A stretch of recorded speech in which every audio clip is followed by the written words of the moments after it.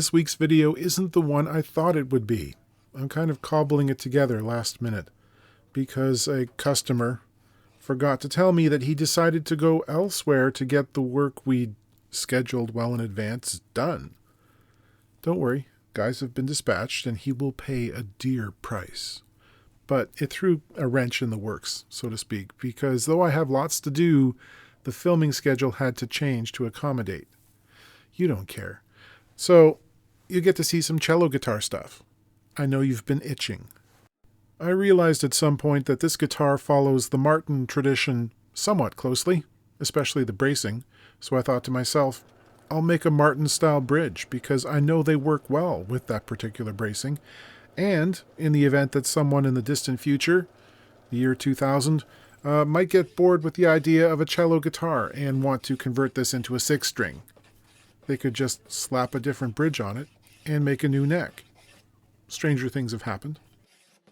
I have a nice old piece of Gabon ebony which I've marked and drilled, and here I am radiusing the back edge. I'll then use my spindle sander and disc sander to sand the wings and gently radius the top of the bridge, which you can see me marking out here. That footage got lost because it was very cold that day. I thought I'd pressed record, but apparently no. I'll adhere my bridge blank to my template for a D18 style bridge using some super glue.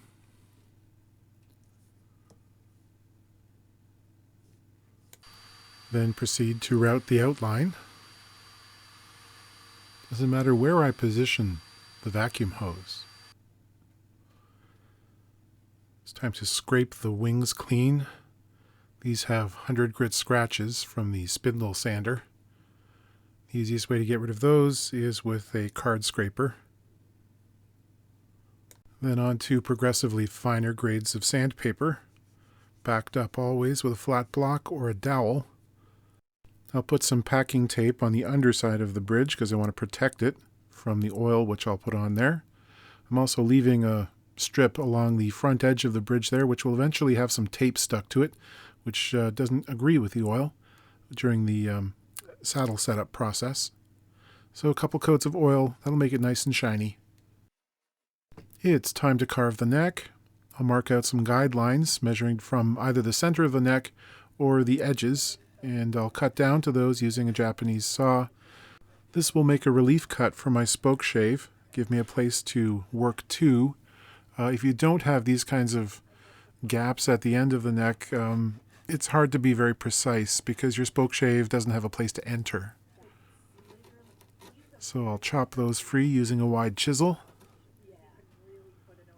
I've got one here behind the 1st fret and another around the 10th fret. I can carve the heel down.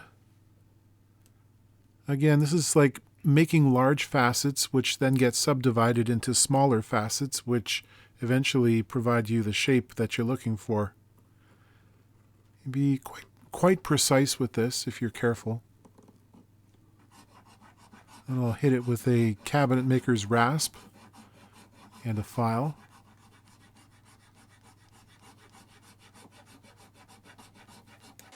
Then on to a fairly heavy grit sanding belt used to shoe shine the heel into shape. The whole idea is to prevent yourself from making dips or valleys that are hard to get rid of afterwards. The cabinet scraper comes in handy here as well. Then I'll get in there with the spoke shave. This is really one of the easiest ways of making sure that things remain straight. So I'm carving my initial facet here. This has been transferred from a drawing I did of the cross section of the neck. And then I'll subdivide, as I said, that facet with others. One at the top and then one down by the fretboard. More sanding.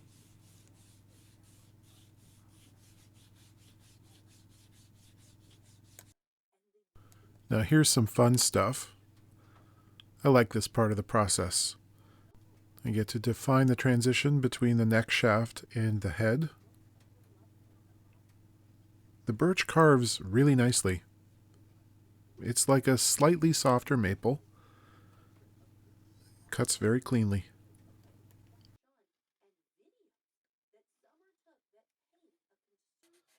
Seems almost a shame to sand away the beautiful knife marks, but this is the world we live in.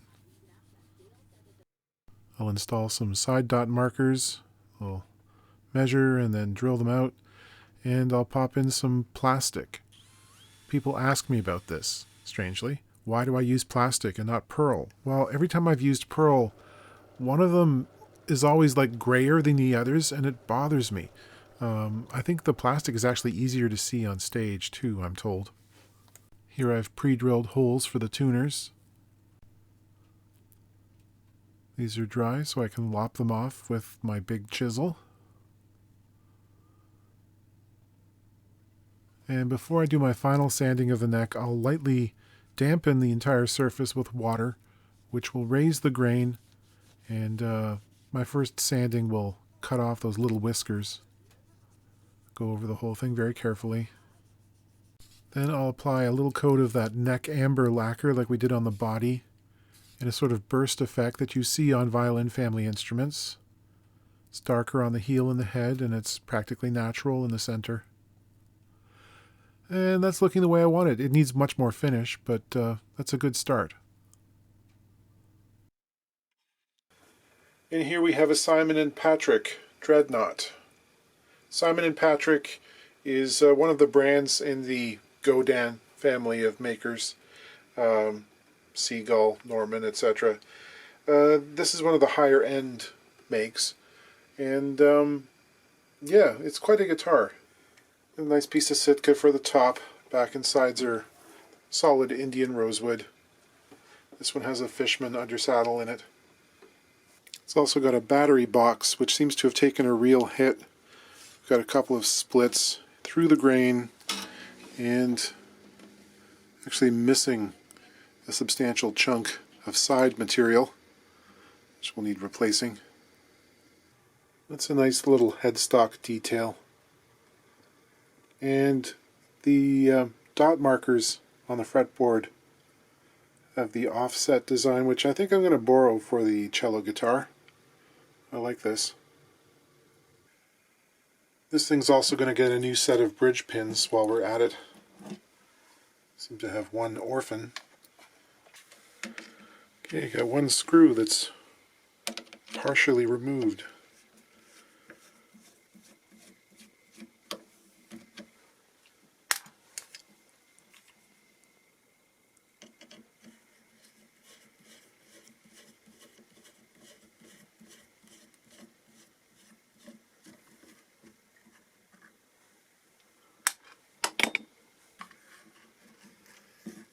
Seems very eager.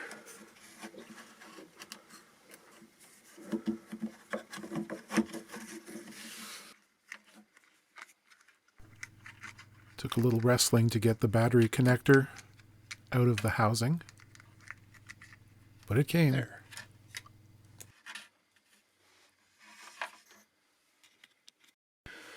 We'll have a look at these cracks. That's a good one there. The top crack runs along the bottom of the lining, which is often the case, but it's pretty level. This one will need some finagling, and at the end here it's depressed slightly.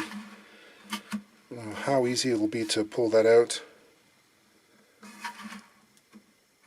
We shall see. And yeah,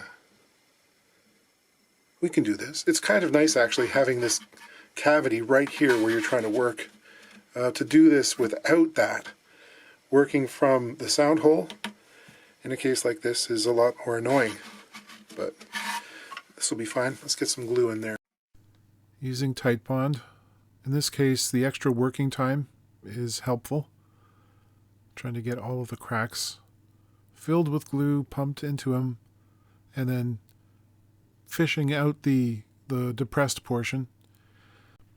I'll use some magnets. A little hemostat there helps to position things inside. These are quite powerful, and they can help level that area that is depressed. I wish they could level my depression. I'll cut some cleats for the inside. I'm using spruce because it's light and it's strong, and I don't think the species matters very much in a cross-grain situation like this. I actually got a little tiny piece of double stick tape on my pinky finger, which will help me position this.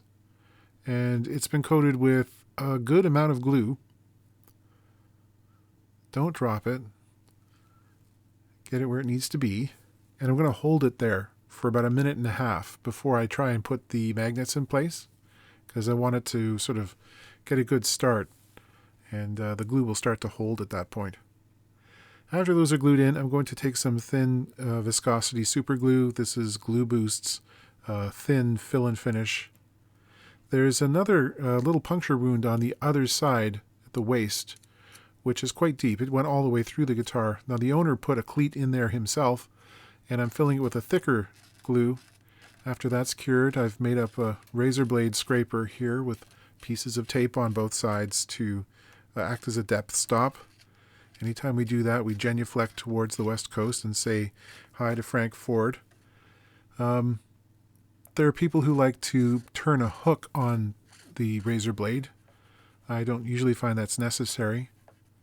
And then I'll sand with progressively finer sandpapers, starting off with 800 and going up to about 4,000, then buff it up. Here I'm looking for a matching piece of rosewood. I've got one that works pretty well here. It's always going to look a little more purple in color than rosewood that's been exposed to the air and light for 20 years or something. I've made up a little routing template here from one that I already had by supergluing other pieces on top, so that it would be the correct thickness to allow me to use my flush trim router bit here, the miniature one that's only 3/8 of an inch wide.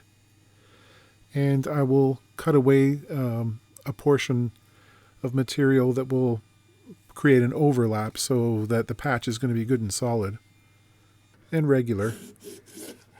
I'm going to take that piece of rosewood and square it off and mark it to length. And then bring it down slivers at a time using the big chisel till it fits nicely in the hole that I routed. That works well. Have to cut a radius on the corners, so I'll use the chisel and then a sanding block until I'm happy with the fit. Again, this is the gratifying part of repair work for me. This kind of stuff with the hand tools and sneaking up on a nice fit. Some glue in there. Here's another thin reinforcing cleat that goes on the side with a neck block that'll cross over the ends of the patch and make sure that they're not going to come loose. Then I get to scrape and sand everything level. And I'm going to apply several coats of thin super glue, using it as the finish itself. Have to level all the CA glue fills. After final sanding, I'll bring up a shine using some polishing compound. Okay, I think that's reasonable. The original pegs were too loose, as are the replacements. This strange situation, I'm not sure if those were the original pegs or not, but these holes don't seem to have been reamed into a taper. They are cylindrical. So I'm applying a little bit of CA glue mixed with rosewood dust to their circumference and hopefully giving myself enough to ream the taper in. There is a minimum surface area that has to contact between the peg and the bridge, otherwise they'll just pop right out. Another handy trick is to taper the bottom of the peg so the ball end of the string can't sit on it when it's being inserted in the hole, and it prevents that popping the peg out situation. A flat spot has developed on the saddle top where the E string crosses over, giving us a little bit of a lisp or a sitar-like sound, so I'll sharpen that up slightly.